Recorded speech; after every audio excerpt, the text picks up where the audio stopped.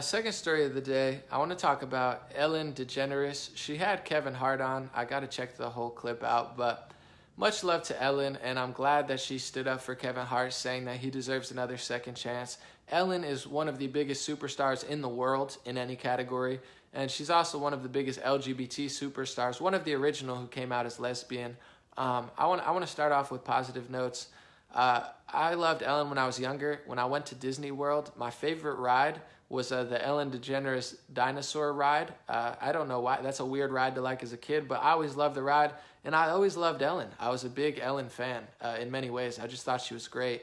And it stinks, and hopefully Ellen sees this, because like I said, I've loved her my whole life. These last 2 years, I've become to really not like Ellen, and it's sad because I know she means well, but she threw our president under the bus, President Trump, and in a really strange way. I understand if you don't like Trump. I'm not telling Ellen she has to like Trump, but she says, I won't even talk to Trump. She tries to dehumanize him, stand up for her community, which is great, stand up for those who are getting oppressed, which is great, but then she says, I won't even talk to President Trump. That's fine with me as long as there's consistency. Well, yeah, Trump, he's really bad, right? So who are you going to talk to then? She promotes and basically endorses George W. Bush and Obama very, very much. She dances around with George Bush, dances around with Obama, makes George Bush look great. And you have to understand, George Bush, the whole 9/11 thing was sketchy. I'm not saying he did it. I have no idea what happened there, but things are not adding up. We went to Iraq, we went to Afghanistan, we meddled all over the place there, and then we found out most of the hijackers were from Saudi Arabia. There's the one building that the story doesn't really add up. There's a lot of stuff that doesn't add up, and George Bush, his president, was suspect to say the least. She doesn't ask him any questions, no hard questions, just makes him look like a painter, has a great time with them. George Bush looks like a funny, really entertaining guy. I enjoyed it. The segment, George Bush is pretty funny. Let's go to Obama. She'll have Obama on the show. That's great. That's nice. He's a funny, cool guy. But he did a lot of really bad things, especially in the Middle East. Not only here.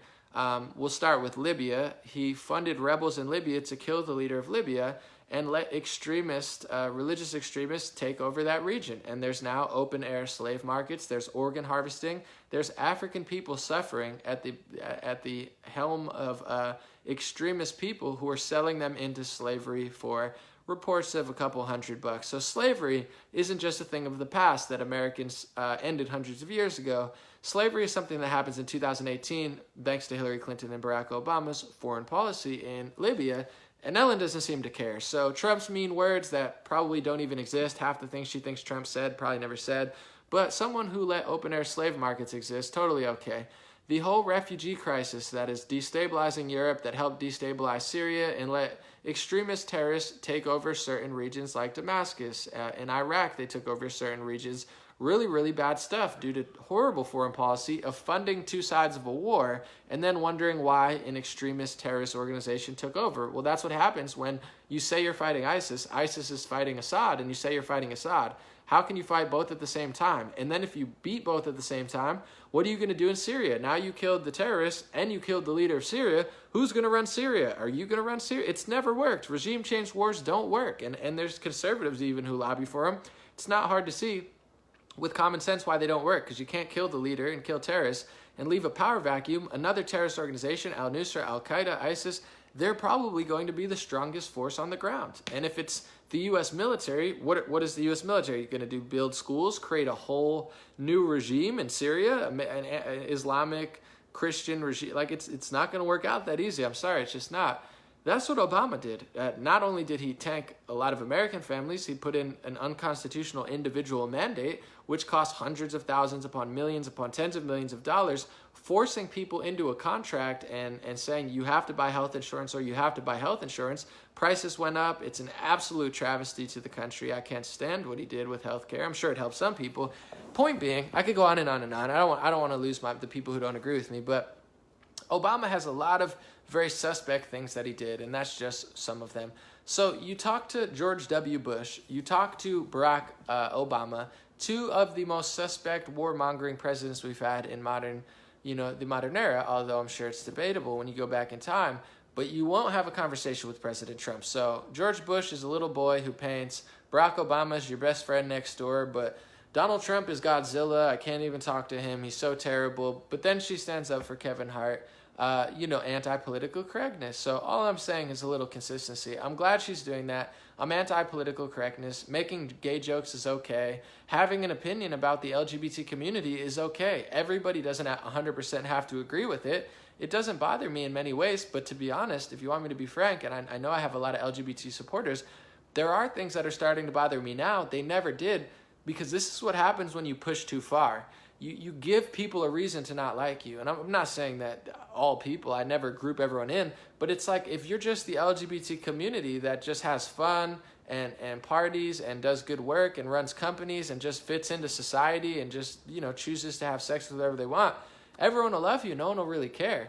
Just like a lot of people love Milo, even though they might be Christian, they still like Milo.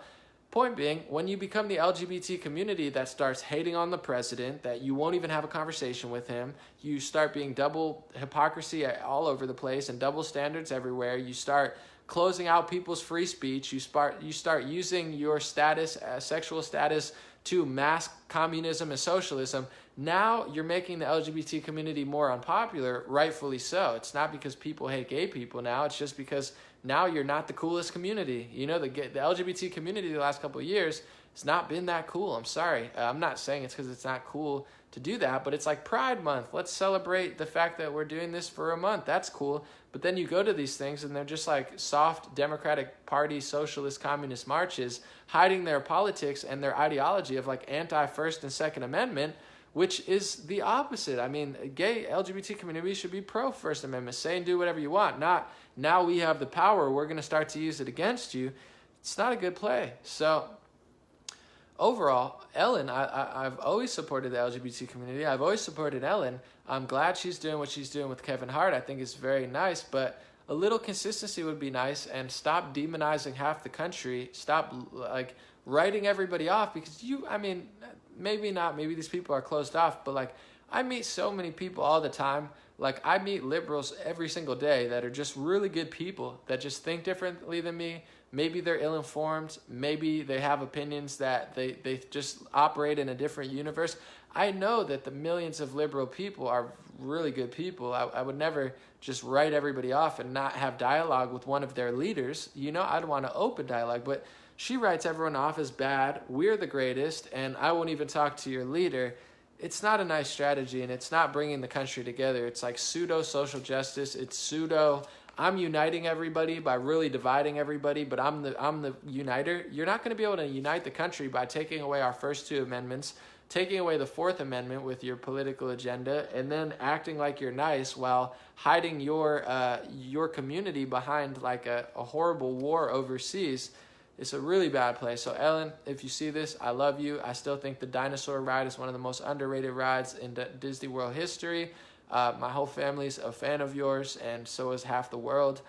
Please consider having a conversation with President Trump, and please consider understanding that conservative values are actually really, really important, and the people that they're trying to protect you from in many areas, they really hate gay people. Gay is not cool in the Islamic world. Gay is not cool in a lot of the Spanish world, to be honest. A lot of Spanish people are even more intolerant towards the LGBT community than America is. This is one of the most liberal places in the world. It's one of the most tolerant places in the world. You'll find this out the hard way if you keep destroying American values, and I pray that you don't, and you should pray as well.